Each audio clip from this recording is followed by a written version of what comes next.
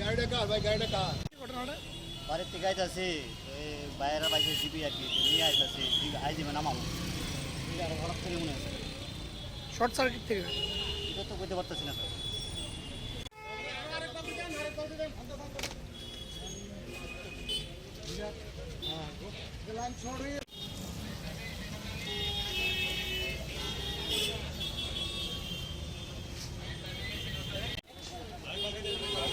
আস্তে আস্তে করে দেন।